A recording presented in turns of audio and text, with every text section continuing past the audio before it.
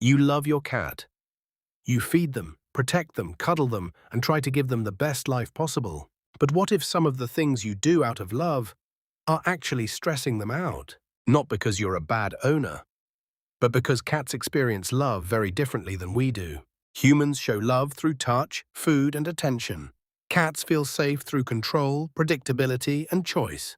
And when those don't align, stress can build quietly. Here are 6 things you might be doing with good intentions that could be hurting your cat. 1. Forcing cuddles. You see your cat looking adorable, so you pick them up.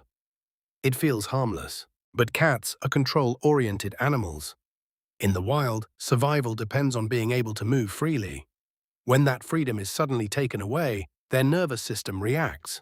Their heart rate increases, their muscles tense. They might not struggle. They might even freeze. But freezing isn't comfort. It's often tolerance. Cats who initiate contact themselves tend to show lower stress levels than those who are frequently handled without choice. Love to a cat means having the option to leave. The fix: let them come to you. If they rub against you, that's an invitation. If their ears rotate back or their tail flicks sharply, that's a signal to stop. 2. Overfeeding because they deserve it. Treats feel like kindness. Extra portions feel generous. But obesity is one of the most common health problems in domestic cats. Extra weight increases the risk of diabetes, joint issues, and a shorter lifespan. Your cat doesn't understand special reward. They understand routine. When food becomes the main form of affection, it stops being special and starts becoming excess. A healthier way to show love is through engagement. Use play as a reward. Use attention instead of extra calories. Love doesn't have to be edible. 3. Bathing them to keep them clean. Most cats do not need regular baths. They are biologically designed to groom themselves. Their tongues distribute natural oils and keep their coat clean. When we bathe them unnecessarily, we remove those oils and often create stress. Water can feel like loss of control. Slippery surfaces, loud sounds, unfamiliar sensations.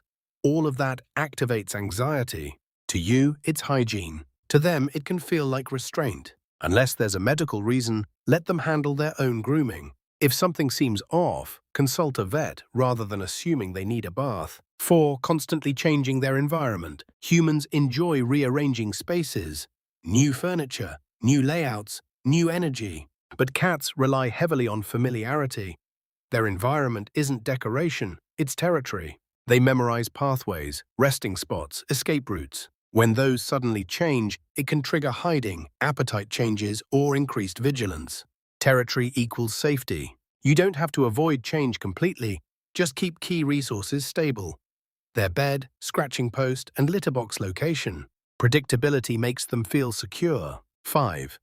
Ignoring their need to hunt. You provide food every day, so why would they need to hunt? Because hunting isn't only about food, it's about mental stimulation. Cats are wired for the sequence: stalk, chase, pounce. That process activates dopamine in the brain, the chemical linked to satisfaction and motivation. Without it, indoor cats can become bored.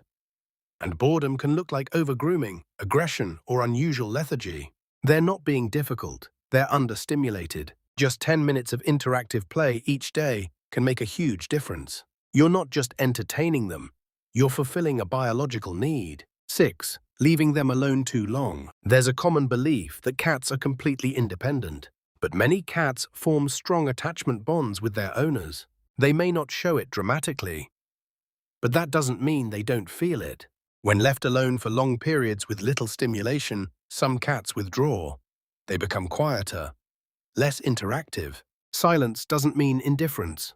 To your cat, you are their primary social world. Before leaving, provide enrichment. Rotate toys, offer vertical spaces near windows. And when you come home, give them a few focused minutes of attention. Not distracted, not multitasking, present.